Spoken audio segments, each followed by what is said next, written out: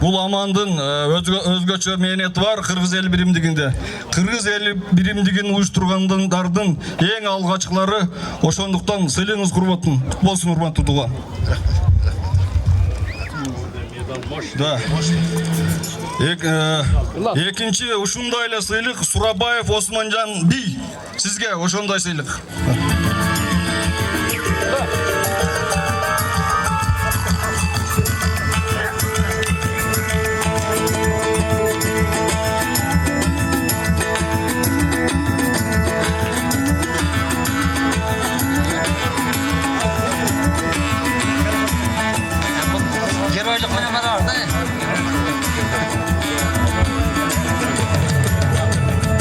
Рахмат, урматтуу кырк урунун өкүлдөрү. Азыркы кезекте Жамбыл областынан келген биздин каңды туугандарыбызга өрөбүз. Тараз шаары Эрболот мырза жетектеген каңды уруусун. Агайындар, биз мына Жамбыл облусунан келип аткан бүгүнкү осы каңлардын кезекте өтүп аткан 10-чы курултайына ат башын тиреп отурбуз. Менеги 7-8 делегация келдик. Карыяларыбыз баштап келди, Балтабай карыябыз. Бирок ал киши карыябыз айтты, асыл тастан, акыл жаштан силерге бердик сөздү, өздөрүңүз баштагыла деди. Эми муну бүгүнкү курултайга Өзбекстан, Турциядан, Башкириядан, Өзбекстандан, Казакстан түкпүр-түкпүрдөн, Кыргызстандын түкпүр-түкпүрүнөн келген агайындарга чоң рахмат, башымды ийип рахмат айткым келип отур. Және де ушу курултайды уюмдаштыруучуларга, өйдөдөгү, ылдыйдагы кызмат жасап жүргөн жигиттерге чоң рахмат айткым келип отур. Ал эми менин есимим Эрболот болот. Муну Мелбек карыябыз Жамбыл облусунан, Балтыбек карыябыз, Серик карыябыз, Акказы және Жуалы ауданынын каңларынын төрагасы Абзал боорумуз. Енді біз келгенде кыскача сүйлөйүк, келгенде азын-аулак мына музей ачылып атыр экен. Тагы башка куттуу болсун тойлоруңуз деп ушундай бир сый сапатыбыз менен келдик. Мына биринчи сыйыбыз берде сүрөт Жуалда музейи бар. Ошол жерде ошо оригинал сүрөтү бар да, ошонун копиясын алып келдик. Хан жайлауы Жуалы, Син империясынын элчилери Каңлы хандыгына салык төлөп аткан көрүнүшү берди. Музейге табыштайбыз. Эми муну сүрөт ушудан 47-48 жыл бурун ушул сүрөттү өзүм тарткан болчумун. Бул каңлылардын ичинен чыккан Байдөлөт каңлы. Каңлынын батыры. Байдөлөт батыр. Ушунда музейге. Анан кийин эң көнө жадыгерибиз Жуалынын тумасы Дәулетжан деген карыябыз музей ачкан болчу. Ошол музейден Жуалы жеринде каңлылардын кышкы астанасы Бетен деген кала болгон, шаар. Жазгы астанасы Улуу Тоодо болгон. Ошол Бетен каласында казба жумуштарын жүргүзгөндө республикадан келди, облустан келип, ошону казганда Бактияр Көпбосун деген бауырымыз өз чөнтөгүнөн каражат чыгарып, ошол шаарды ачкан болчу. Ошол жерден табылган таш бул жерде 1-3 кылымга жатат, гасырга жатат. Муну ачык-мачык дейт. Эшиктин навеси. Бул да музейге. Ана мынагы ташта ошол кылымга 1-3 кылымга гасырга жатат. Бул мына дан үгүткүч дейт. Же болмаса найзанын учун куруштагы кайрай турган таш. Ушуда музейге. Анан бу жерде китебибиз бар. Ошо Дәулетжан карыябыздын жазган китеби каңлылар тууралуу. Каңлылар тууралуу деректери, шанжараларыбыз. Ошондо музейге. Мінекейіңіздер. Ал эми сөз өздөрүңүздө. Ассаламу алейкум, агайын бауырлар. Бизна енді айтып атырга Эрболот агам, Жамбыл, Казакстан, Жамбыл облысы Жуалы ауданынан келип отурмуз. Біз енді кеше сағат 12-де келгенбіз. Ағайынды бауырларға көп рахмет. Аяғын жерге тигізбей ұйықтатып тамақ жегізіп жатыр. Мынандай енді құрылтай, тарихта қалатын құрылтай. Артымызда келатқан балаларымызға, інілерімізге өте өсиет нәрсе болады. Аталарымыз, ағаларымыз істеп кеткен деп. Мынау ұйымдастырып жатқан ағаларымызға, жасап жатқан, музей ашып жатқан өте рахметімді айтам. Келешекте де аман-есен болып, осындай құрылтайда басымыз аман болып, тек қана тойда жолға берейік. Мынау енді Жуалы ауданының қалың қорынан біз кішкене қаражат алып келді, жүзімнің соны табыстайық. Сіздерге көп рахмет.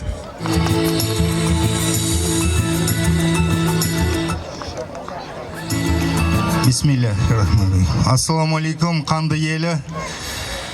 Мынау бүгінгі іс-шара құтты болсын.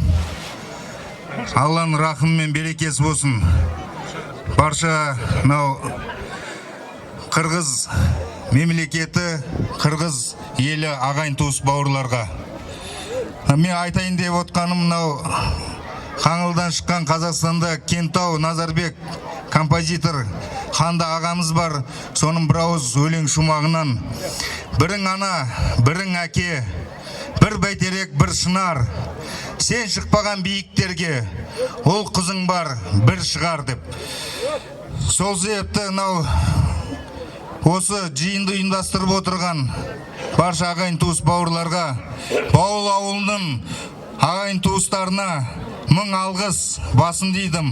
Қазақстан Республикасының президентімен, өкімет басшыларымен, Қанды елінің ағайын туыс бауырларына бас идім.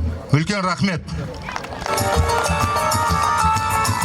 Мына бір нәрсе себепкер болады. Осы сіздерменен танысуымның дәнекері болған, себепкер болған мен бауырым, Алишер бауырым бар да. Мен осы Алишермен танышып, анан кейін осы жаққа келуім себепкері болған. Бірінші әрине Алай, екінші осы Алишер.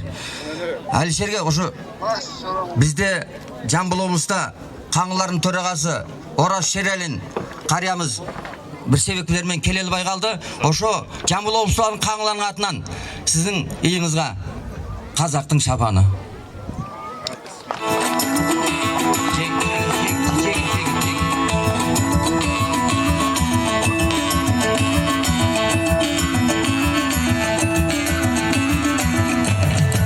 Құтты болсын. Алишер.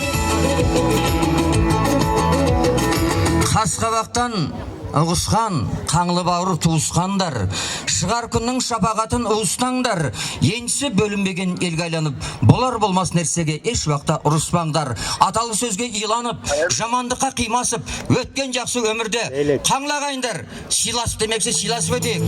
Армандаған асуларыңыз алынсын, айналаңыз күн нұрына малынсын, бүгінгі айтқан бата тілек Құран ләйім періштенің құлағына шалынсын.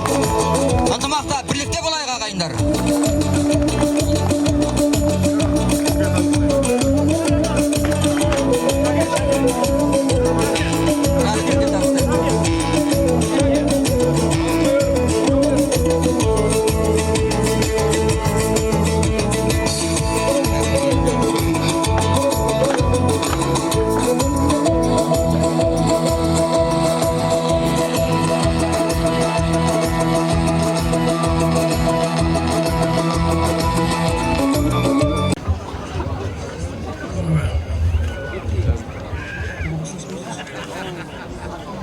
Ассалаумағалейкум, құрметті туысқандар, қырғыз елі, Қаңлы бауырлар, мынау құрылтай құтты болсын бәріңізге.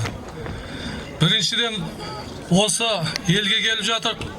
Бұл саясат президентіміздің, осы Қырғызстанның Жапар Нұрғожаевич пен Қасым-Жомарт Тоқаевтың кемел саясаты бір-бірімен бауырлас болып отырғанның арқасында осындай үлкен шара өтіп жатыр. Сондықтан сіздерге осындай саяси жақсы жағдайда әр елдің өзінің ұруы, өзінің атасын іздеп осындай құрылтай жасап жатқан екенсіздер. Мына құрылтайымыз құтты болсын бізге. Құрметті ағайындар, мынау қазақта жақсы аталарымыздың айтатын сөз бар. атаңнан мал қалғаннан гөрі талғасын дейді. Мына бәйтерек деген қазір бәріміздің басымызды жинап осындай бәйтерек аталарымыз, бабаларымыз екіп кеткен деген соның көлеңкесінде тұрып, бәріміз дуа жасап отырып, Құран оқылып жатыр. Сол ауызбіршілігіміз, ұйымдастырып жатқан жігіттерге үлкен рахметімізді айтқымыз келеді. Ашылып жатқан музейіміз қайырлы болсын, берекелі болсын. Дендеріңіз сау болыңыздар. Тек жақсылықта, аманшылықта осындай Қырғызстанға, осы бауырларға келе берейік. Қанды ел аман болсын, Қырғыз елі аман болсын. Қазақ елімен бірлесіп, аға іні болып, осындай болып жүре берейік. Сіздерге рахмет. Осы жерде беретін бір сыйлықтарымыз бар. Әлшер аға, келсеңіз осы аға.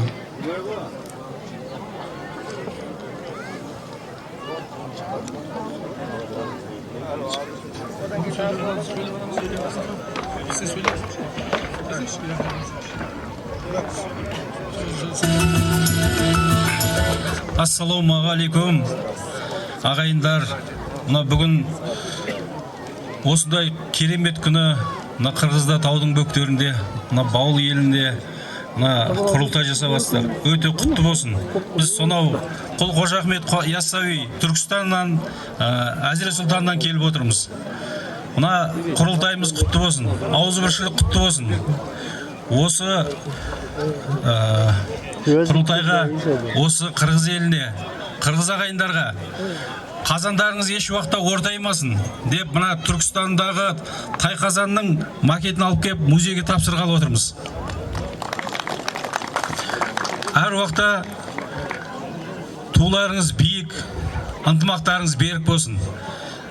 Алла тағалам сіздерді әр уақытта қолдай берсін. Мынау төрт қақпалды Түркістанның жаңағы атынан сіздерге дұғай сәлем, Қаңлы руының атынан.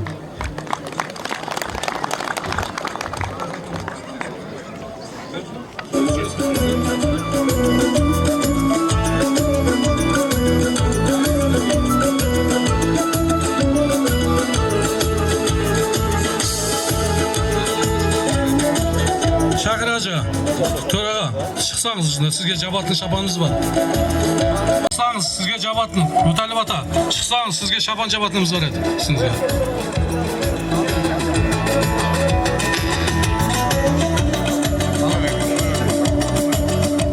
Жұмабек мырза, шықсаңыз, шапан жабатынымыз бар сіздерге. Символы бар, Қазғұртта соның сүйретін Қаңлы дарбазаны тастап сіздерге музейге сыйлыққа тартып кетті. Ол музейде қалды.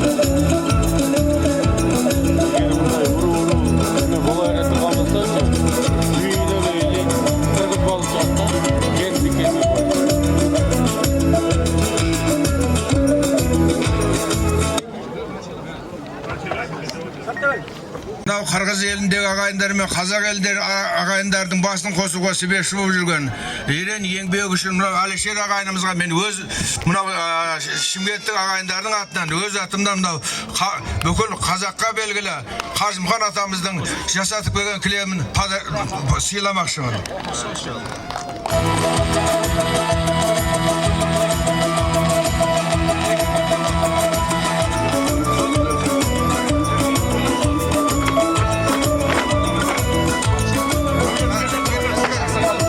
Қалқы Бауыл шаһары деп айтуыма байланысты, Бауыл атының тарихта қалуы 9 ғасырдан екен. 9 ғасырда Қаңлыдан шыққан Мұхаммед Қашқари деген ғалым атамыз осы ыстық көлдің жағасында Барысқан деген қалада туған. Сол кісінің жазып кеткен бір ауыз сөзі бар екен. Бауыл жібек жолының бойындағы жақсы кент деген сияқты сөз жазып кеткен. Бұл үлкен дәйек біздің Бауылымыздың осындай ертеден келе жатқандығы туралы. Бұл енді тарихи мәлімет.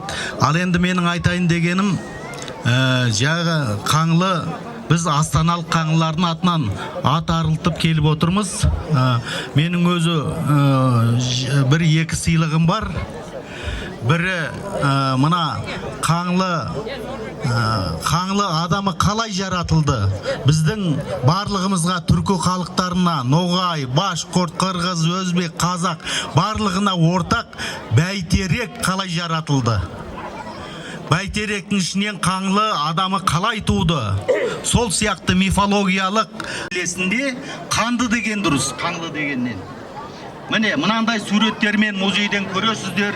Міне жер ортасы әлемдік көк теңіз, жер ортасы бәйтерек, жер ортасы көктөбе, көктөбеде бәйтерек. Сол бәйтеректен осы біздің қаңлы адамның туғаны туралы үлкен мифологиялық бұл әңгіме жазылды. Бұл енді музейдің қорына өткіземін. Оның кейін екінші жаңалығым бар. Менің қасымда Астанадан келген, сона 3000 километр жерден машинамен келдік. Иә. Бір уақытта ауылдың қолында, көрінде бәйтеректің маңызын арттырып, осы бүкіл қаңлыларды біріктіреді. Халқым сіздерге Қаяқтан келдіңіздер? Айтыңыздар. Өзбекстанда Жизақ viloyatida. Men Jizzax viloyati Qanglar төрағасымын. Сары Қаңлы, Ырғақлы to'pidan. Раса туғандарыңыз тауып сіздер. Раса. Bari Сары Қаңлы.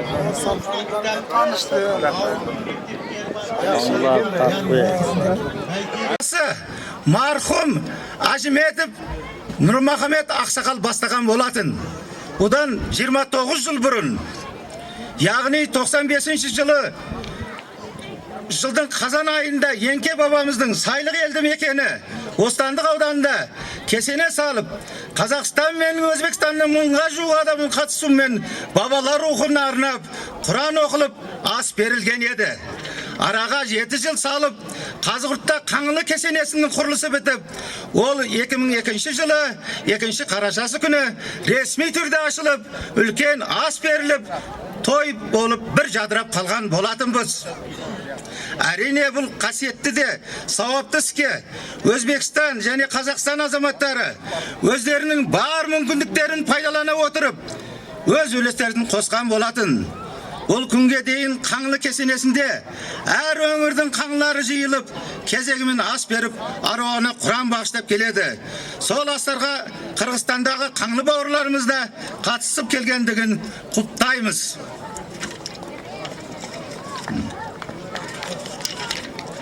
Қазір өздеріңізге белгілі, бүкіл Қаңлының төрағасы Тұраны біріміз, Мүслім біріміз өзінің сөзінде айтып өтті. Бүгін міне ерекше күн. Қырғызстандағы қаңлы бауырларымыз арнайы мұражай құрып, соның салтанатты ашылуына жерлерден бауырлыларын шақырып отыр. Бұл бауырмалдықтың, татулықтың, бірліктің, ынтымақтың, ұйымшылдықтың жемісі. Осы игі жұмыстардың басқасында болып, ұйымдастырушы қабілетін паш етіп, жанқиярлық және қонақжайлық танытып отырған Қырғызстан қаңлыларын төрағасы Шәкір Қазыға және оның орынбасары Әлшер Мырзаға, барша атсалысқан азаматтарға өзімнің атымнан және Өзбекстан қаңлыларының атынан мың алғыс айтамын. Бұл жиынның маңызы мен мақсаттары орасан зор, орны бөлек, деңгейі жоғары. Өткені біз болашақ ұрпағымызға, арғы ата-бабаларымыздан бізге мұра болып келе жатқан аманатты, яғни рухани қазынамызбен, ұлттық құндылықтарымызбен, салт дәстүрлерімізді абыроймен табыстаймыз. Біз ұлттық парасатымыз, намысымыз, арымыз жоғары халықпыз. Өзара бірлікте, ауызбіршілікте, ынтымақта, татулыққа жасағанға не жетсін? Аллаға шүкір, ұлттық құндылықтарымыз бен үрдістеріміз, тұрақтылығымыз бен бауырмалдығымыз жалғасып келеді. Өзбекстаннан келген ақынымыз бар. Сол екі тілде өзінің жазған сіздерге арнау өлеңдерін оқып беруге рұқсат етіңіздер. Бүгінгі халықаралық құрылтайдың қатынасушылары және де қырғыз азаматтары, мына осы ауылдағы, Баул ауылындағы азаматтар Сіздерге Өзбекстан қаңлылары атынан барлықтарыңызға ассалаумағалейкум. Енді осы бәйтерек туралы жазған өлеңімді оқуға рұқсат беріңіздер. Бауылдағы қасиетті бәйтерек, емес қой халқы үшін жай бір терек. 13 ғасыр жасаған киел ағаш, Алланың нығметі, бұл бір белек. Бұл ағашты қаңлы ұрпағы еккен бе, таң арайлап Алла нұрын сепкен бе? Қарап тұрсақ келбетіне ағаштың, назарыңды тарта берер өткенге. Біз үңілсек шежіреге тереңнен, мемлекет болған едік ежелден, Қаңлының сан ғасырдан бар тарихы басып өткен қиын қыстау кезеңнен. Ұлы жүзде ұран болса қауғасы, Қаңлылардың қос ілгегі таңбасы, ұранымыз бәйтерек деп жар салған, көсеушіл бір ата баба айнасы. Тапқырлықтан аузына ел қараған, Келдібектен 12 ата тараған, 28 ата болып көбейдік, талай ғасыр өтіп міне арадан. Әлішерде орын басар ер данасы, Жұмабек, Атамбек пен талант құмар, Құрылтайдың белсендісі ел ағасы. Мың алғыс осы аталған жарандарға, мың алғыс атсалысқан адамдарға, осы бір игі істі қалдырайық ертеңгі ұрпақтарға, замандарға. Енді қырғыз тілінде жазған өлеңім бар еді. Егер кемшілігі болса, айып етпейсіздер. Бәйтерек, урматтуу Қаңды руысы. Құтты болсын бүгінгі думандарың. Қаңлыларды баулыға бірлештіріп, құрылтайды өткөріп тұрғандарың. Қаңдыбыз, Өзбекстан еліденбіз, пақталу, бау-бақчалу жеріденбіз. Ынтымағы бірлігі абдан жақшы, біз иық Қаңды ата тегіненбіз. Қаңдының тамғасы ғо бұл бәйтерек, бауылға Құдай берген бұл бір белек. Алланың нұры жаған жер екен ғо, мұндай алып керек еш жерде жоқ. Бұл бәйтерек Қаңды үшін бір естелік, тамғы екенен жүрелік біз ескеріп, 6 қылым болып тұр иық жерге ес алуға бабыр келіп кеткелі. 35 өкіл келіп отырмыз, солардың атынан және Өзбекстанда қалған бауырларыңыз атынан біз кішкене сыйымыз бар еді, соны тапсыруға рұқсат етіңіздер. Қырғыз елі батыры академик Мамытов Мүтәліп Мамытовичке. Алло.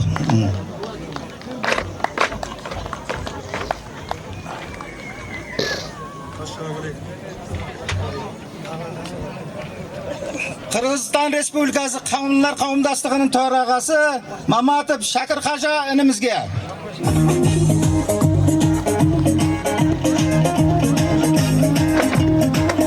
Жоғары кеңес депутаты Маткаримов Айбек інімізге. Рыспаев Раушан інімізге. Және де Қазақстан Республикасы қауымдастық төрағасының орынбасары, осы жұмыстардың игі істерінде ұйытқысы болып жүрген Асанов Әлішер інімізге.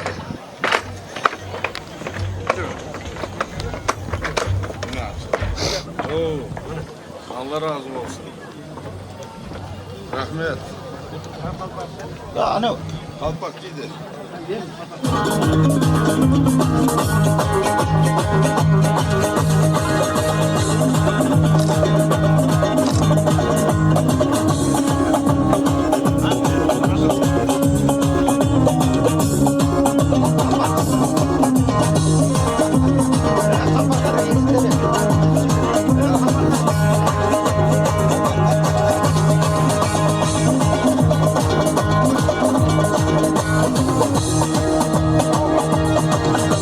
Zar şapın Özbekistan'dan kelgenin belgisi.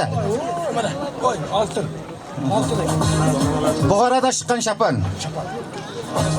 Al endi muzeyge de silgimiz var. Muzeyge biz oylap Қаңлының 4 şejiresinin koşurmasını ülkeytip alıp geldik.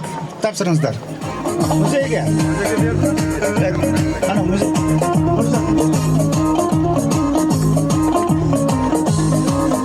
Altın Ahmet kitaptan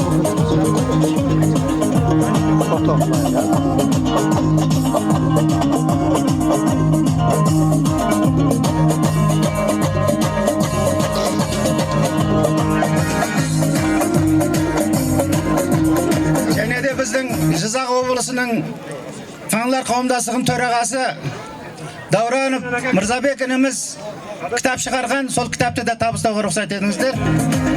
Енді музейге сыйлық, жаңа айтып өттім, Қаңлының төр шежіресі үлкейтілген көшірмесі.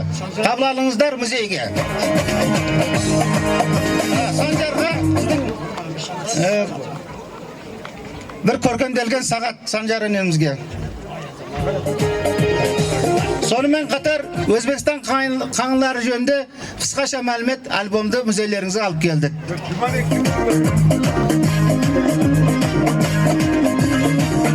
Енді жалпы осы шараны, осындай үлкен халықаралық үлкен шараны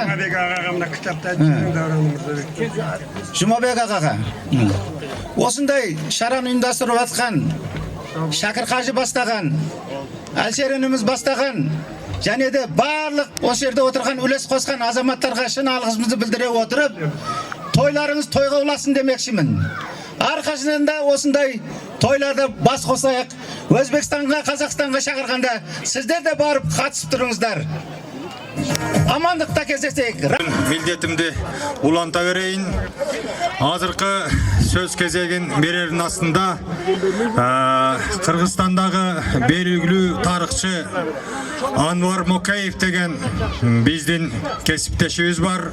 Ал өзі Қаңды ұрысынан емес, бирок 2016 жылы Жаллабад шаарында өткөн илимий практикалык конференцияның модераторы болып, толугу менен 6 мамлекеттен келген илимпоздорубуздун бардыгын башкарып, ошол илимий практикалык конференцияда илимий докладдарын окуп турушкан. Айтайын дегеним, Анвар агабыз зарлы иштер менен бул сапар келе албай калды, бирок өзүнүн тастыктаган, изилдеген илимий макаласын атайын биз музейге сүрөтү менен жайгаштырып, аны өзүбүзгө табарик кылып алып калдык. Мен сөз кезегин Түркиядан келген тууганыбыз Чыңгыз Мырзага бергим келип турат. 2016 жылы Түркия мамлекетинен 4 Каңды тууганыбыз келген. Бул сапар убакыттары аздык кылып, Чыңгыз Мырза, Чыңгыз тууганыбыз өзү келип турат. Булар Каңды жөнүндө 2 илимий диссертациянын, кандидаттык диссертацияны жазган улуу тарыхчы биздин туугандарыбыз болот. Булар түрк тилинде эле сүйлөбөстөн, кыргыз тилинде дагы мыкты сүйлөгөн тарыхчы Каңды туугандарыбыз деп билебиз. Келиңиз Чыңгыз Мырза, сөз кезеги сизде. Келиңиз.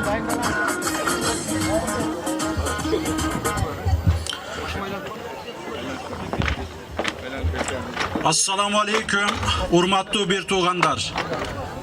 Türkiye'dagi bir tuğandardın, Türkiye'dagi Kandı tuğanlarımızın atынан sizlerge ısık salamını alıp geldim. Kandılar ardayım, bar bolsun, bir bolsun. Sözümün başlangıçında oşol kurultaydı uyuşturucularga, Töragavız Şakir Mırzaga, Mitalib Ağa'ya, Alişir Ake'ye, Çoğun Rahmat Açumun. Bul kurultay ayavay jakşı dengelde uyuşturulgan, keçeden başlap bugünkü gün geçeyin ayavay jakşı uyuşturulup gelgen, men ayavay irazımın uyuşturucularımızga dağı bir jolu çoğun rahmat aytamın. Allah Teala adam balasın jaratkanda uru jaratkan. Oşonun sebebi bolsa elder birbirin tanısın, jakından tanısın degen niyet bolgon. Oşol kurultayımızdağı bugünkü günde bizlerdi bir jerge toptoğun, biri-biribizdi tanıganga, tanışkanga mümkünçülük bergen bir sebepçi bolup turat bugünkü günde. Oşol üçün bul kurultay aябай maanülü dep esepteyim. Ata babalarımız, men tarihçi katarı, tarihçiler, tarihti jaratış gerek mi, tarihti жазыш gerek mi, tarihti jaratkan elder, jana tarihti жазган elder dep mınday ayırmalap berişet. Bizdin ata babalarımız tarihti jaratkan ata babalarımız. Alar tarihti jaratkan. Mınday kurultaylarda çoğulup, süyleşip, ıntımaktı, birimdikti önüktürüp, anan düynögö jayılgan. Oşonu menen birge Kıtay tarihi bulaklarında Smaçiyan degen tarihçinin жазган malumatlarında Türk elderi boyunca arganday münözlömöler var. Kandılar boyunca bizdin zamanga çeyinki 3. kılımdan başlap bugünkü Çıgış Aziyada bolgondoru, jaşaganları alardın jaşagan jerleri boyunca malumatlar bergen. Oşondan başlap bizdin ata babalarımız Çıgış Aziyadan başlap Çıgış Avrupa'ga çeyin jayılıp, oşondoy kurultaylarda çoğulup, Çıgış Avrupa'ga çeyin jayılıp, aябай çon mamleketlerdi negizlegen. Oşolordan biri dağı Osman İmperiyası bolgon. Ata babalarımız mınday çon mamleketlerdi negizlegende oşonun en manülü jağı ıntımak bolgon. Ardayım ıntımak bolgon. Bugünkü kündü dağı Türk mamleketleri uyumu degen bir uyumumuz var. Kazakistan'dan gelgen ağavız iki kalk bir kalk iki mamleket dep aytты. Men oşonu mınday toluktayayın deyimin. 6 mamleket bugünkü günde 6 mamleket bir kalk bir elde paysak bolot. Oşondoy bolgondo küçtüyüz. Oşondoy bolgondo ata babalarımыздın misyasını atkarıp kelecekke taşıyız. Kelecekte dağı atalarımыздın oşol çon misyasın oşol köz karaşmeden jürgüzüp dünyögö jayılıp çon mamleketlerimizdi çoğ oytup küçötöbüz, küçtüğü kılavuz. Beyiştey jerde uyuşturulgan oşol kurultaylar bizdin küçüğüzgö küç katat. Jalgız uğuk tündüktü kötörü albayt deyit. Ata babalarımız. Oşol üçün birimdik ardayım aябай manülü. Bir bolsok, bar bolsok, ardayım küçtü bolovuz, keleçegiviz, kem bolot. Kandılardın ıntımağı, birimdigi ösöversin. Birimdigiviz ösöversin. Kandılar bir bolsun, bar bolsun.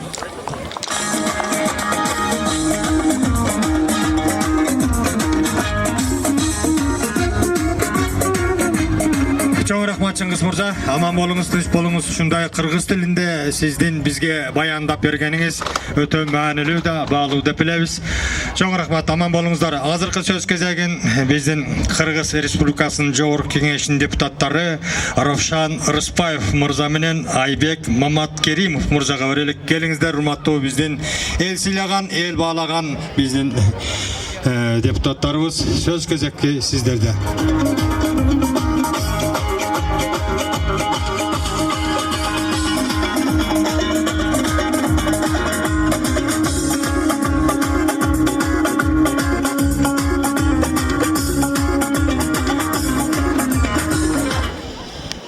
Assalamu alaikum, urmattуу Kırgız elimden 40 urusundan kelgen konoktor, urmattуу kandı tuğandar, urmattуу Baul jergesin kandı tuğandar.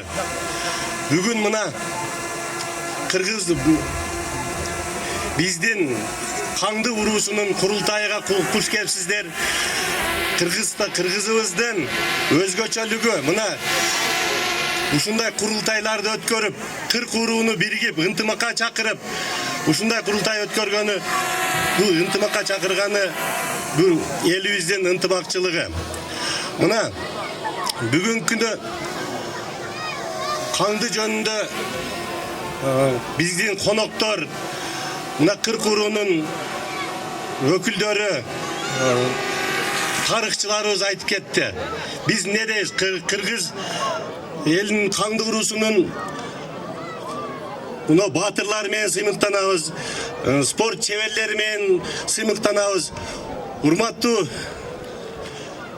курултайдын катышуучулары, бүгүнкү майрамыңыздар менен мына Кыргыз элибиздин эгемендүүлүгүн, мамлекеттүүлүгүнүн 100 жылдыгы менен куттуктайм. Дагы бир жолу майрамыңыздар менен.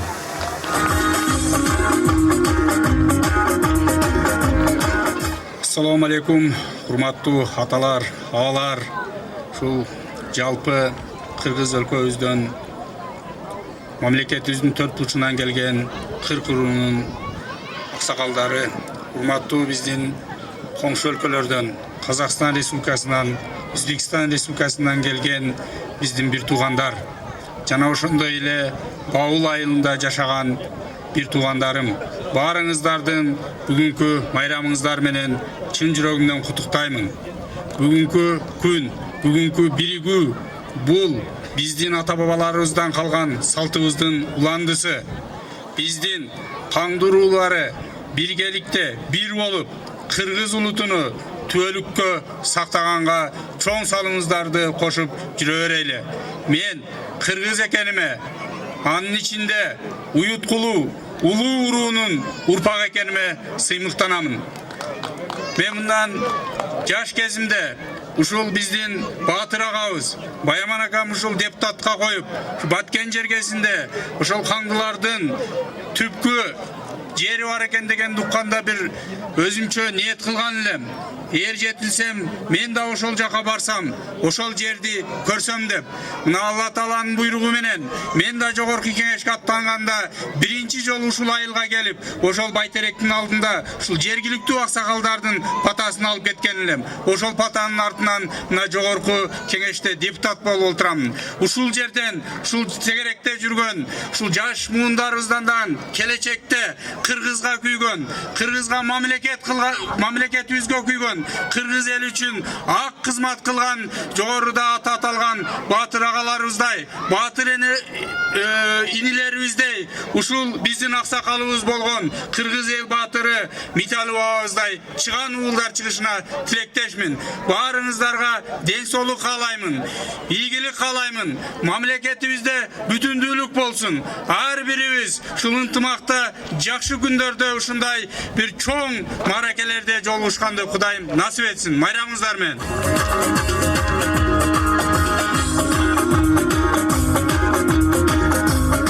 Чоң рахмат, урматтуу биздин биз сыйлаган урматтаган эл өкүлдөрү.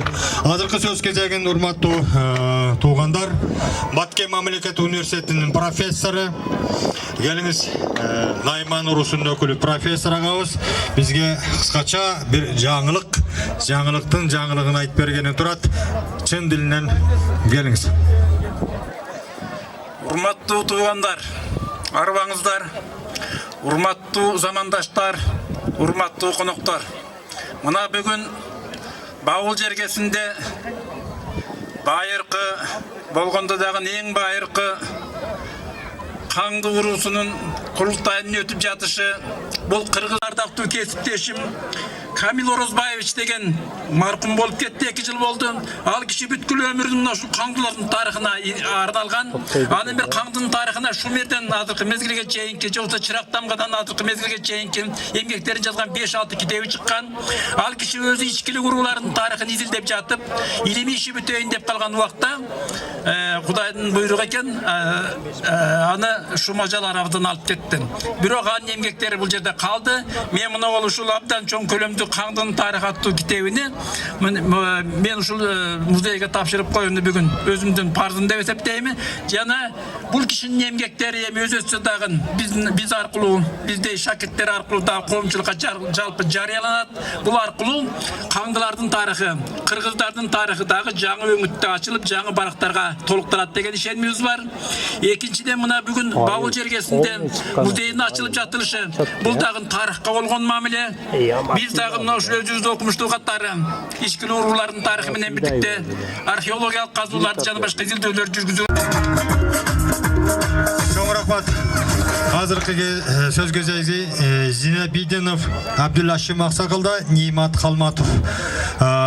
Бу кишилер Нойгут туруусунун өкүлдөрү. Биздин туугандарды куттуктоо үчүн эки сөз айтып коюн деп келип турат. Келиңиздер.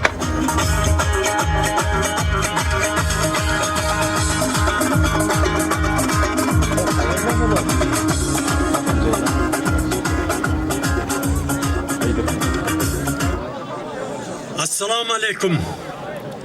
Бүгүнкү даңгазалуу тойдун ээлери каңды боордоштор. Шумер доорунан бери тарыхта белгилүү болуп келген кыргыздын эң чоң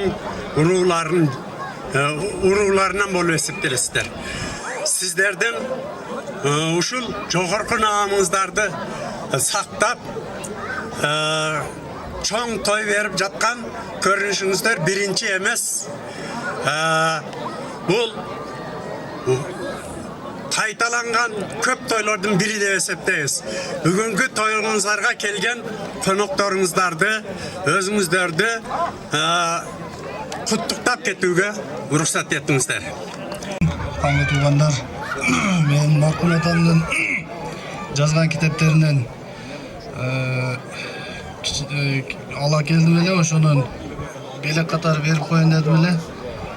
Так, Чыңгыз Туркия, Чыңгыз байке, сизге белек кылып коелу китептен.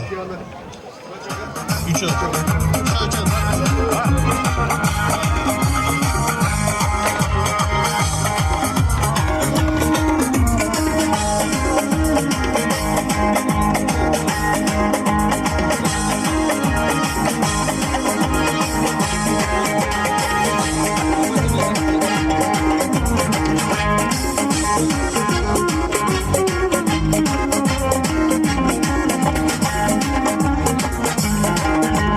Özbekistan'dan Damir Ağa.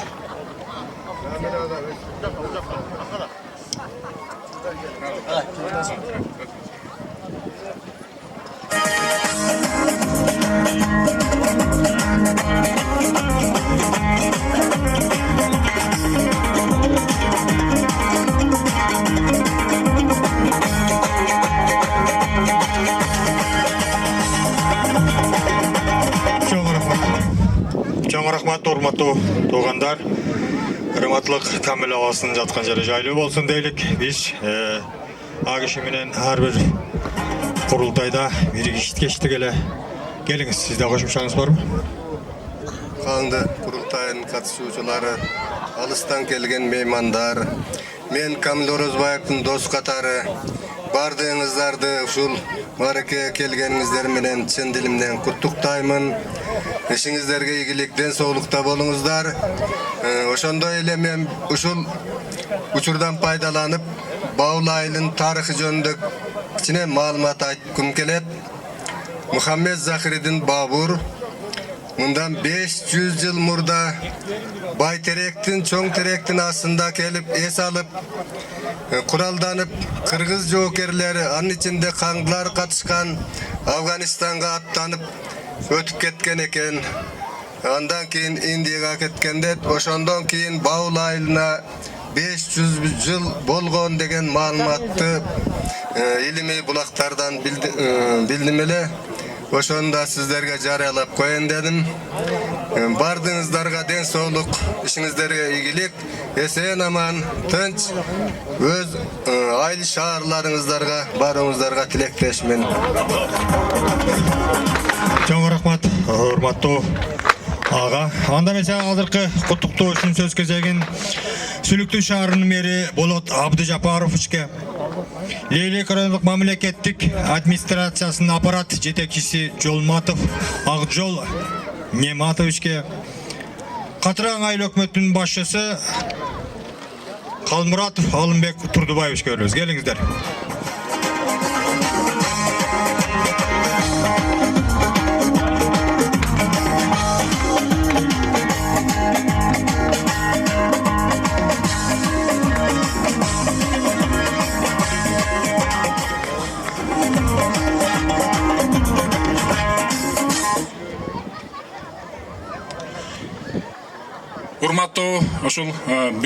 Урматтуу бүгүнкү курултайдын катышуучулары, урматтуу ушул курултайга келген коноктор, бүгүн ушул Лейлек куш сумдуу Лейлек жергесинин бай тарыхы бар, баймыналуу ушул Баул жергесинде ушул кыргыздардын 40 уруунун ичинен эң байыркы уруулардын бири болгон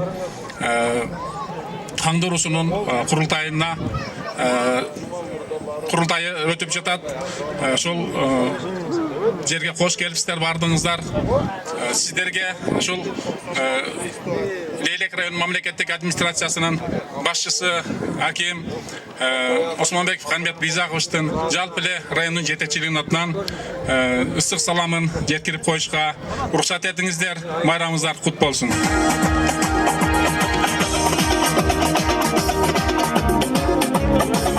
Заковтун киндик каны тамган жерге келип иштеп атканыбыз үчүн да биз аябай сыймыктанабыз.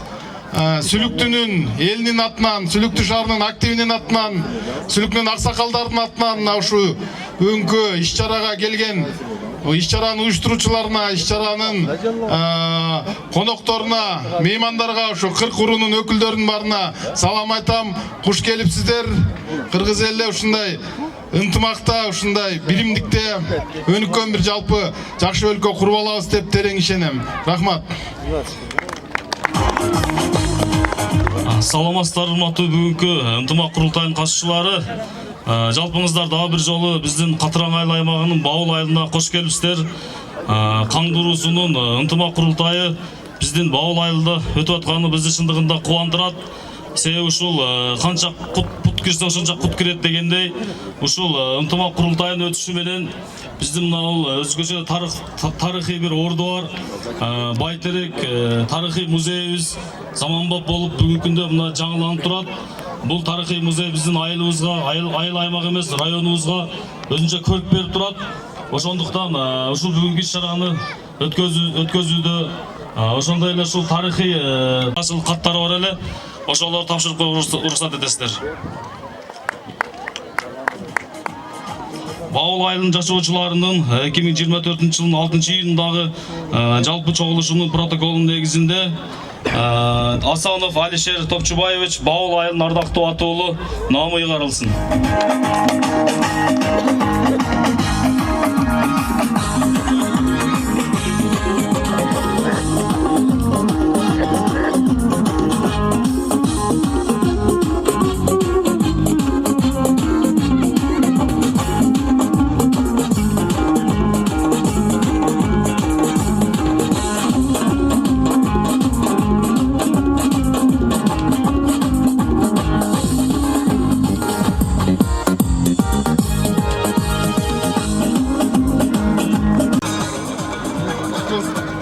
Чоң рахмат. Ошондой эле Баул айылында курулуп жаткан тарыхый музейдин курулушуна айыл аймактын социалдык экономикасынын өсүшүнө кошкон зор салым үчүн Баул айылынын тургуну Жороев Рахманберди Кожохматовичке ыраазычылык билдиребиз.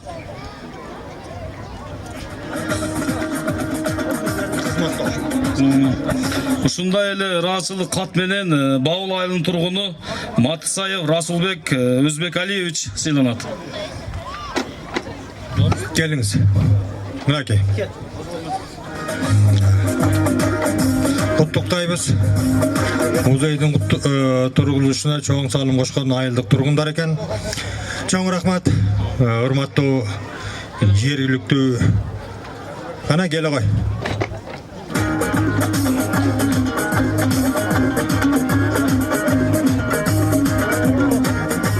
урматтуу жергиликтүү бийликтин өкүлдөрү, сиздерге чоң рахмат. Ошентип эмгекте инген жигиттерибизди сыйлагандар. Чоң рахмат сиздерге. Урматтуу коноктор, азыркы сөз кезегин Оргу уруусунун өкүлдөрү келип отурушат. Сейдакмат Ажы баштаган туугандарыбыз, келиңиз. Келиңиз. Ассаламу алейкум, урматтуу туугандар. Мына бүгүнкү маселе juda орчундуу, эл журтка келечеги үчүн зарыл болгон нерсе болуп атат. Адамдын мээрими көзүндө дейт. Ушунча 6 өлкөнүн элин чогултуп, бардыгын бириктирип, туугандарды тааныштырып отурган бүгүнкү тоюңуздар үчүн сиздерге ыраазычылык билдиребиз. Бул жерде эң биз там берген нерсе, мына өзүңүздөр көрүп, 6 мамлекеттен келген сиздердин уруңуздардын 6 мамлекеттин өкүлдөрү бар экен. Бул элдин, журттун, дүйнөнүн биримдигине, ынтымактыгына чоң салым кошот деген ойдомун. Экинчиси, музей ачып жатсыздар. Мына өзүңүздөр көрүп, ал жагы Кытай, бул жагы башка жактардан Кыргыздын тарыхын изилдейбиз. Мына сиздер музей ачып баштапсыздар. Ар нерсе бир тамчыдан чогулат деген сөз бар. Биз кетебиз. Келечекте бул жерде дагы көп элдер, биздин укум-тукумдарыбыз жашашат. Ошон үчүн ушул музейдин ачылганына биз эң кубанычтуу болдук. Себеби бүгүнкү күндө мына бул жерде Өзбекстандан, Казакстандан, Түркиядан, башка жактардан келген башка Кыргыздын өкүлдөрү келишип, өз салымдарын кошуп, бирден барак болсо да таштап кетип атат. Ошонун баардыгы чогулуп, бул келечек үчүн жакшы нерселер болуп атат.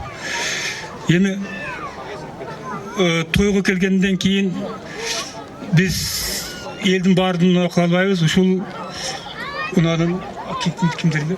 Айтып.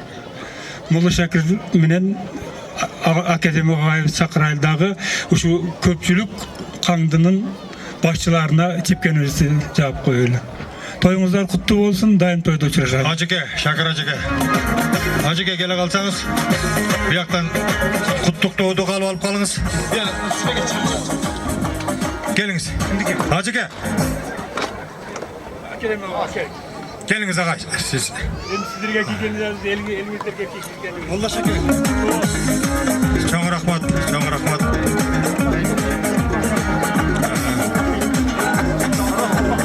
Оргу уруусунун өкүлдөрү кубануу менен дейт. Биздин төрагабыз менен Кыргыз эл баатыры Виталий Павловичти куттуктап турган учуру. Келиңиздер сүрөккө түшүп коюңуздар.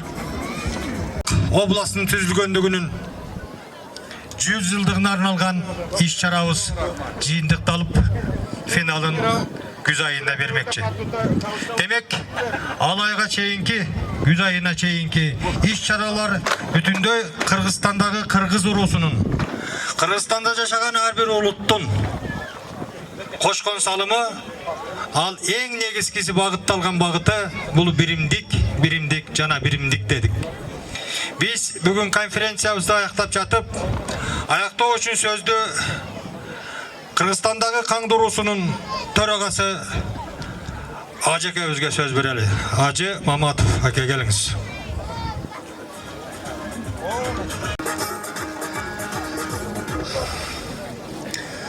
Bismillahirrahmanirrahim. Nahmaduhu ve nusalli ala rasulihil karim. Amma ba'du, assalamu alaikum ve rahmetullahi ve berekatuh. Urmattуу tuğandar, urmattуу Kazakistan, Uzbekistan, Turkiya mamleketinden kelgen boğordoş bir tuğandar, jana mına Kırgızstan mamleketinin 7 duanından gelgen Kırgız el birimdigi 40 urunun töragaları jana konoktor, urmattуу alыс жақындан келген ағайыны bir туғандар, бұл жерде отырған енелер, ежелер, барыңыздар бүгінгі ушул ынтымақ құрылтайына қош келіпсіздер. Құдайым бұйырса, Мына жокор жакта эртеден берги сүйлөнгөн сөздөрдүн жыйынтыгы келип калды окшойт. Кудайым буйруса, бул сөздөрдүн баардык сөздүн жыйынтыгы келип, Кудай Тааланын бир аятын окуп айтып өтүп кетейин. Астагфируллах. Вa'tasimu bihablillahi jami'an wa la tafarraqu. Allah subhanahu wa ta'ala айтат: Силер Аллахнын арканын, Аллахнын динин бекем кармагыла барып биргеликте. Бөлүнүп жарылбагыла деп Аллах Таала Кур'аны Каримде сиз менен бизге бу талим катарында айтат. Урматтуу бир туугандар, бардык бул жердеги отургандар, келгендер баарыбыз бир тууган. Бардыгыбыз бир ата, бир энеден тарагандар. Бүгүнкү жыйындар бул ынтымак жыйыны болгон бүткөнү ошол ортобуздагы бир тууган экендигин бекемдөө иншалла. Мына ушул Баул жергесинде алгачкы курултайыбыз 2014-жылы ушул жерде башталган эле.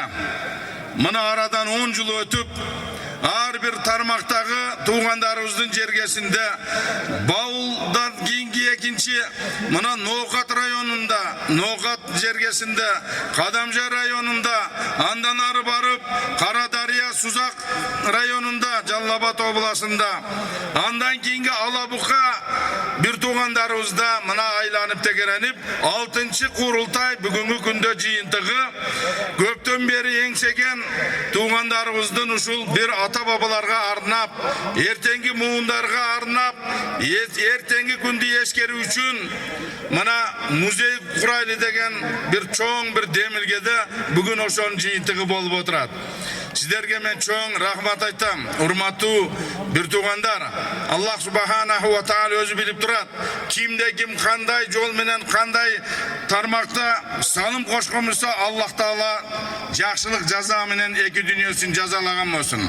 Бул Аллах таала бирүүчү чоң рахмат иншалла. Биз мына урматтуу бир туугандар, мына 4-5 мамлекеттен келгендер, Кыргызстан мамлекетинин ичиндеги 40 уруудун жанагы төрагалары жана артындагы элдери менен келген эли журт баарыбыздын бир туугандыгыбызды бекемдеш үчүн келдик. Демек урматтуу бир туугандар, Аллах Таала Кур'аны Каримде айтат: Астагфируллах. Инна халакнакум мин закару вал унса ва жаалнакум шуубан ва кабаила литаарафу. Инна акрамакум индаллахи аткакум. Садакаллахул азим. Жараткан Аллах Таала айтат: Биз дейт Аллах Таала жападан жалгыз өзү 99 ысмы сыпаты менен айтып биз деп жатат. Биз жараттык адам баласын бир эркек бир аялдан жаратып жөн эле койбостон коом кылып, улут кылып, уруу кылып жараттык дейт. Мана дүйнө жүзүндөгү бүткүл улутуна, тилине карабастан, жерине карабастан бардыгы ибни Адам алейхисаламдын мама Хаванын балдары. Мына бүгүнкү күн иншалла Аллах Таала айтып жатат: демек ошол бир туугандыкты ортоңордо бекемдеп тургула деди. Бүгүнкү жыйыныбыз чынында эле мамлекетибизде иншалла ынтымак, ырышкерчилик бекем болуп, асманыбыз ачык, элибиз жыргал тынчылыкта жашашты Аллах Таала насип этсин. Демек булардын Кудай Таала айтып жатат: кайсы улут, кайсы уруу, кайсы коом бийик турат десе, Аллах Таала айтып тур: эй урматтуу бир туугандар, инна акрамакум индаллахи аткакум. Албетте Аллах Тааланын астында зобаласы бийик улуу инсандар Кудай Тааладан коркуучулар дептир Аллах Таала. Баарыбызды Аллах Таала өзүнөн коркуучу кылган болсун, иман ээси кылган болсун. Ылайымда мынабул биздин төрүбүздө көрк болуп турган аталарыбыз бар болсун. Энелерибиз саламат болсун. Келген коноктор баарыңыздарга чоң рахмат. Бүгүнгү айтылган жакшы жишан менен чыккан сөздөрүңүздөрдүн баары кабыл болгон болсун иншалла. Мына бүгүнгү курултайыбыз, ынтымак курултайыбыз албетте Кыргызстан президенти урматтуу Садыр Нуркожоев Жапаровичтин Мына бул Кыргыз, Кара Кыргыз автономдук областынын түзүлгөндүгүнө 100 жылдыгына арналган bunun артынан жана падышабыздын жарлыгы да чыкты. Демек бул иншалла эгемендигибиз түгөлүк болсун, ортобузда дайым ынтымак болсун, мамлекеттин бүтүмдүүлүгү урматтуу бир туугандар. Баарыбыз бири-бирибизди сый урмат кылуу менен, улуулду урматтап, кичүүлөрдү иззат кылуу менен, улуулар өзүнүн улуктугун урпактарга жакшы жол менен өткөрүү менен болот. Иншалла заманыбыз тынч болсун. Барыңыздар хош келипсиздер. Ассаламу алейкум ва рахматуллахи ва баракатух.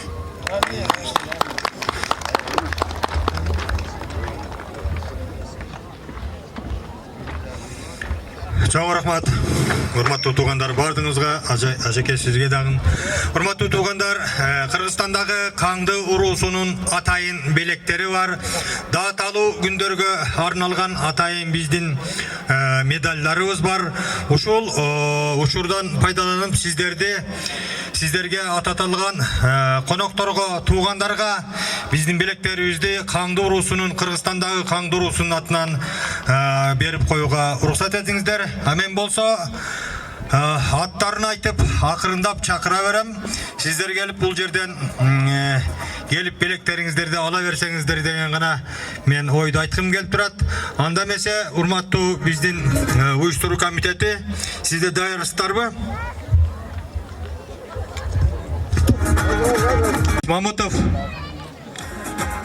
агабызга келиңиз ага.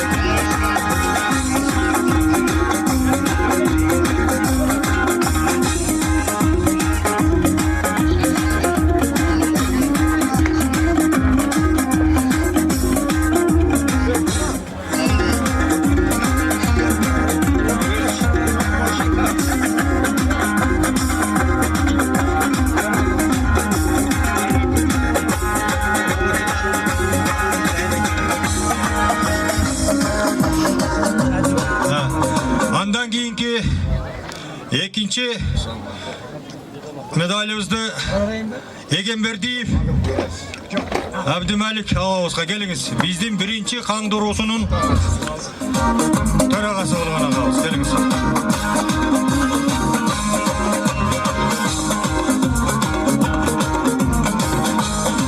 Андан кийинки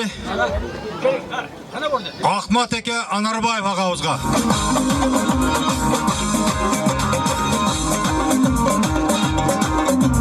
Андан кийинкиси Алимбеков агабызга келиңиз.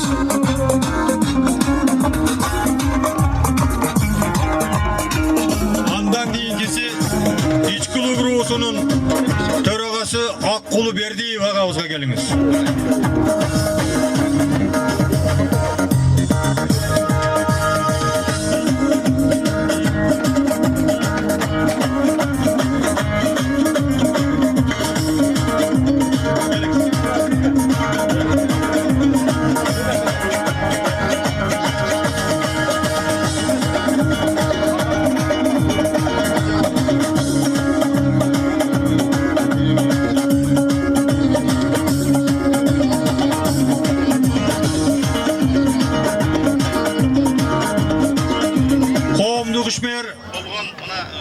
Урустам Маманов агабызга.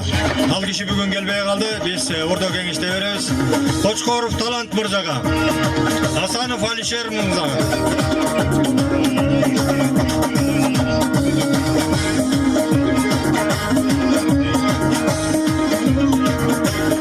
Акулга кетпей туруңуз. Сизге чепкен калпагыбыз да бар.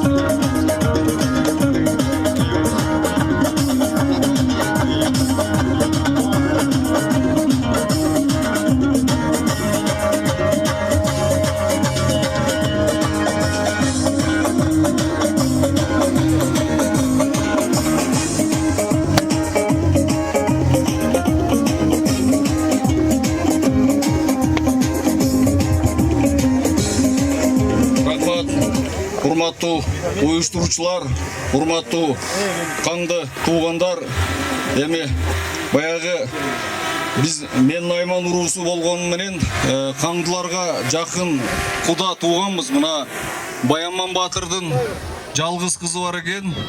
Баянман Батыр өткөндө 3 жашта болгон экен. Ошол эр жетип чоңоюп, менин балам жактырып калды эле. Ушу жатка кетпесин деп, ушу Баянман Батырдын кызыны ушу келин кылып алдык. Жакында уулду болушту, уулду нервели болдум. Ошо Кудай Таала ушу каңдыруусунан чыккан кыйындарга, батырларга тең тете ушундай таекелерин тарткан адам болсун. Рахмат сиздерге, урматтуу туугандар.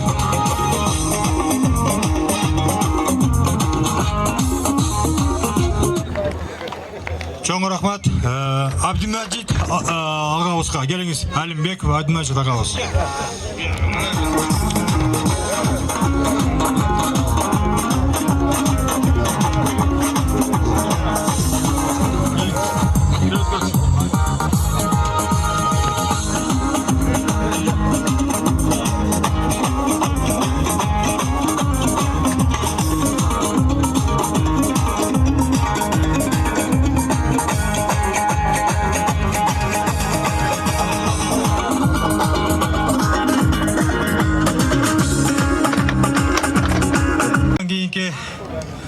Улам алак сөйле куттуктоочу адамдар көбөйүп кетти, урматтуу туугандар.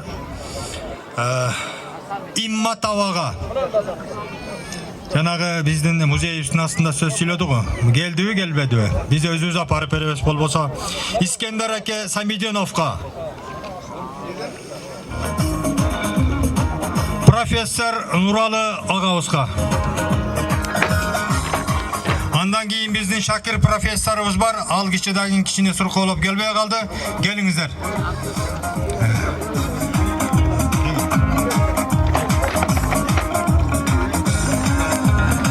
Анан Ботоев агабызга да бар. Узакбай Абдипазиев агабызга келиңиздер.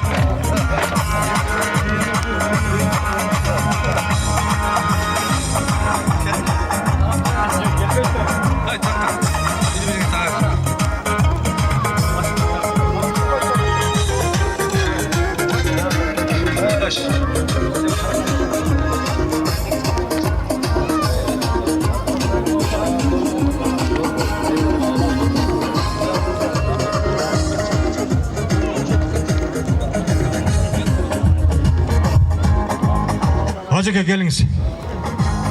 Hem orada medallar ustağı koyamaz hem esterken. Ondan giyin. Nenge kullan ballarga?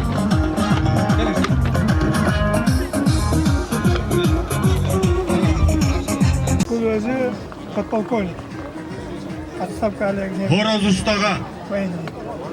Şamşı Abdurrahmanov. Aliyev Bakıt Murtağa. Kandı Urusu'nun Tarihi Etnografiyalıq Muzeyinin açılış konferansiyasına hoş gelipsizler.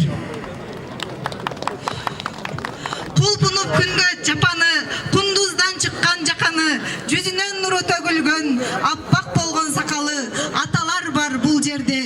Каз элечек кан бойго купкана, кош эдек көйнөк. Чуптама, бурулган сулуу кыз бала демекчи. Мына ушундай атактуу элимдин ардактуу коноктору, амансыздарбы? Кыргызымдын кырк уруусун башын бириктирген Каңды уруусунун курултайына кош келипсиздер демекчибиз. Анда эмесе жергиликтүү таланттарыбыздын чакан концерттик программасын баштайбыз.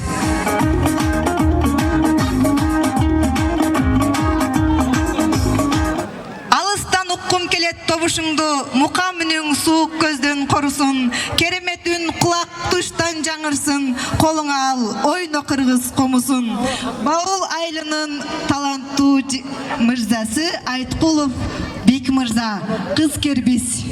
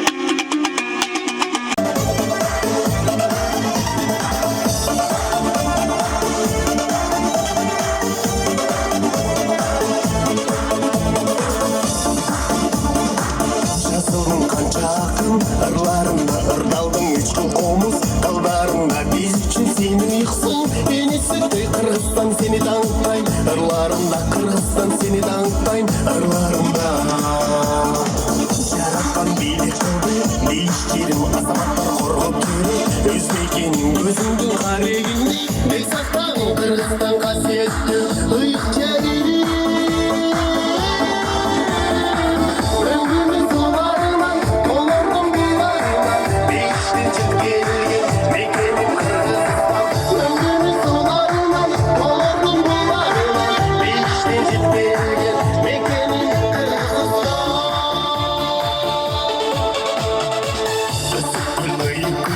Dengesi çok arlansa tokunları Irga okşup alat o taң etmedi Oyğunғанда аңларың бермеді Сөз отайма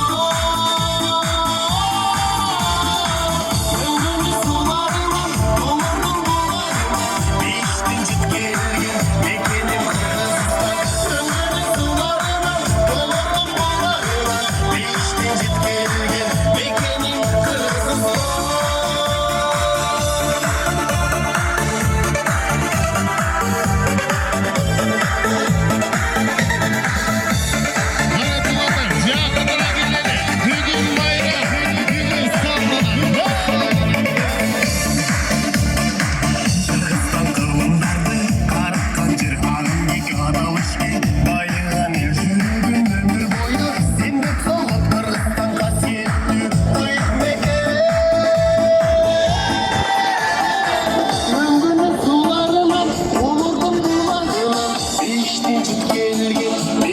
Кыргызстан Ömrümün sularынан Olurdum bularынан Değiştin жет келген Мекенім Кыргызстан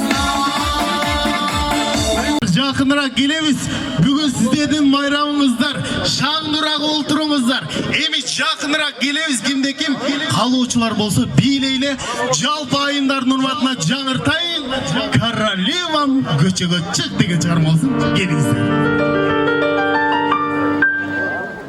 Королевам көчеге чық. Корольдардың королі келді. Убадалап шире сөздерді. Сені алып кеткені келді. Убадалап шире сөздерді. Сені алып кеткені келді.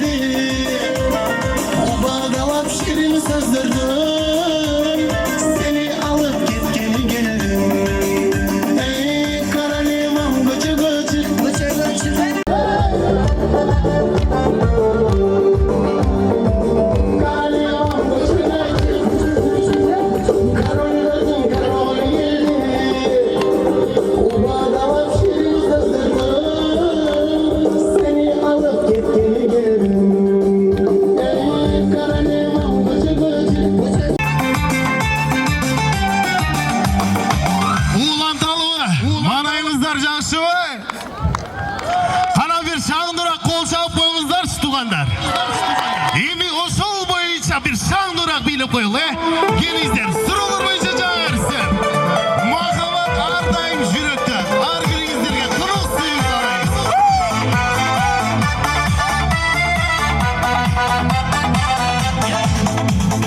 Көздерің мұрдан тараған, көңілім сені самаған.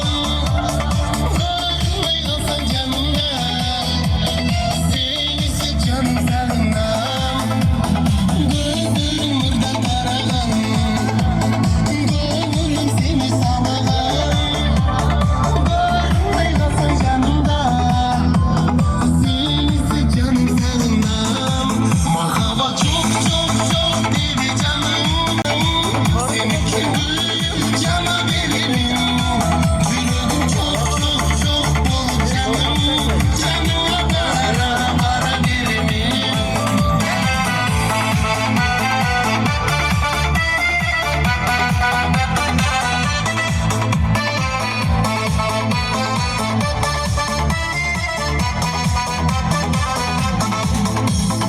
Түсімде көрем өзіңді, жүрегім сыздап сағынам. Үйім жалғыз бір сені, өзің ойлатсаң жолығам. Түсімде көрем өзіңді, жүрегім сыздап сағынам. Үйім жалғыз бір сені.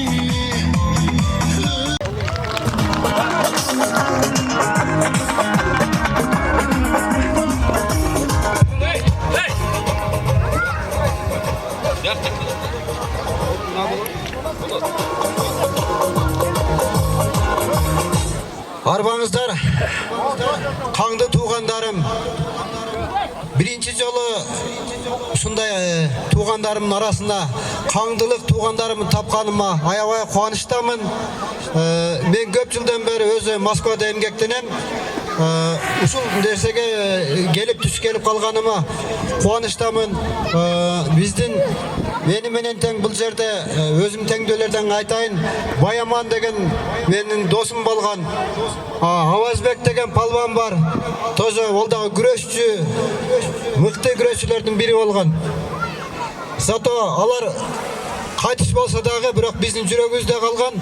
Алар ар дайым биз менен болот. Каңдылык туугандар, жаатан бери уйкуңуздар келип, жатып, маанайыңыздар көтөрүлүп атабы? Анда эмесе, мен кыргыз аталык Каңды махаланын атынан пародия жазылган ыр бар эле, ушуну да берсем сиздерге. Кабыл алып коюңуздар.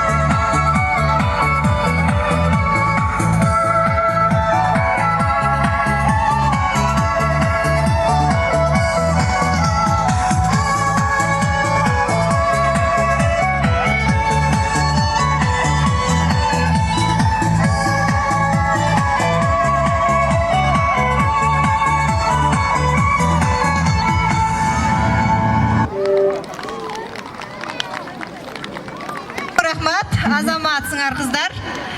Анда эмесе кийинки кезекти Бауыл айылынын таланттуу кызы алдыңыздарда Айткулова Гүлбарчын кол чабуулар менен.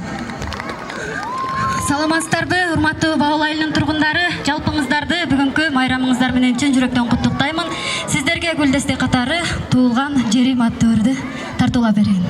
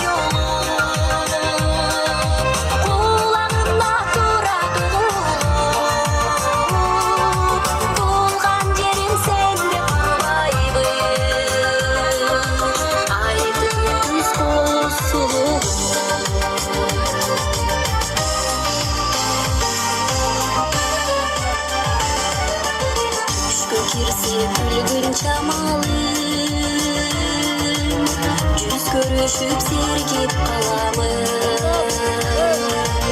Asin bolso bütböz çoğun astan Var bolgonu men sıyanman Keremet tökülür koyulur Kulağımda duradu Tuğan yerim sende durmaydı Gündüz olsun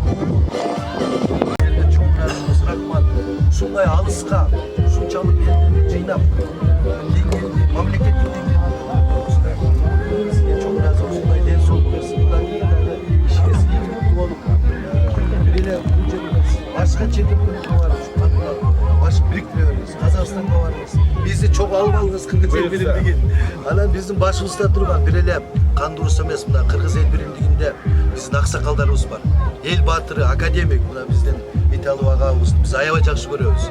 Биз менен ар качан бирге чогуу. Кайда барса биз менен чогуу. Ушунчалык өзү кичпейил, адамгерчилик менен бизге баарыбызга үлгү кылат. Үлгү берген биздин аксакал. Ушундай аксакалдарыбыз көп болсо, Кыргыз эли дагы будан кийин бириген, бекемделет. Биз ынтымак болсок, анан баягы жакшы бир сөз бар го, ынтымагы бар элдин ырысты болот балдары деп. Мына ырысты болобуз балдарыбыз.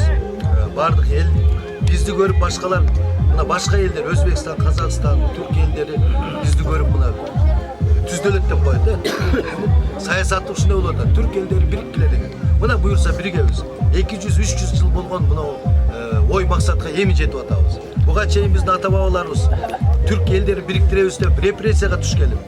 Өзүнүн канын өмүрүн беришкен. Ошон үчүн биз бактылуу экенбиз. Мына бизге шарт түзүп берген биздин президентке ыраазыбыз. Рахмат. Мына биздин жаш депутаттарыбыз турат жогорку кеңеште экен. Мен аябай сыймык таанып атам. Мына Айбек менен Равшан болгон. Мына Равшанды жакшы билем. Мен акем менен досмун. Баямандын үйүнө келсем, ачкан арыктан суу агат дейт. Мына агып атат. Канат дос. Ушуга тартып булайын. Мен ыраазы. Силерге дагы ушу биз менен чоң болгула, ынтымакта болгула. Анан ушунун баардыгын бириктирип, баягы айтат го, баягы өтүмдүү болуш керек дейт, бир иште өтүмдүү болуп, сөзгө туруп, өтүп иштер жасаган мына менин досум Найман Урусунун төрагасы, ичкилик канатынын төрагасы мына Аккулу. Аккулу келгенден кийин 2 жылда биз аябай тездетип ийдик, ускоренный процесс болуп кетти. Мына 3 урунун чоң курултай болгону да эл аралык 1 жылда өтүп атат. Мына бири ушул эле 24 3 чоң курултай. Сизге дагы алда кел сол ойлогон максатыңызга жетиңиз. Будан кийин бир эле сиздерди Кыргызстандагы өз дүйнөдө биринчи күн сага шакет болду. Ичкиликтерди бириктирип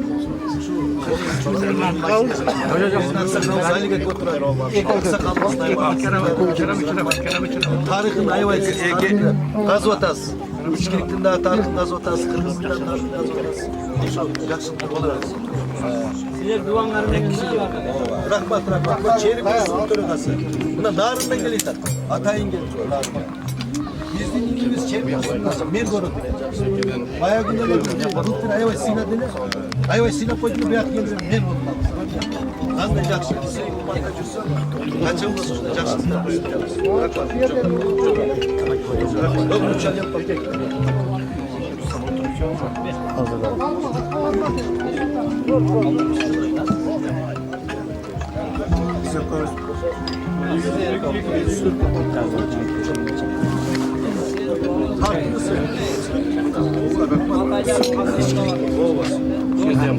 Şu Çalıs'tan geliyor ona geliyor. Al Köl'den gelsin. Köl'den gelsin. Jol kiresine jitme kılın. Yeni Molda'dan yol kire çıkmayın da. Bazı söz gelip gel. Yaman idim onu bilekten onu uçma. Canavcı gitti çakırgıla aytıp durum lan Gencebek çakırgıla Gencebek. Gencebek'ten stilekle bir yani başa çekin. Bugün ölecek.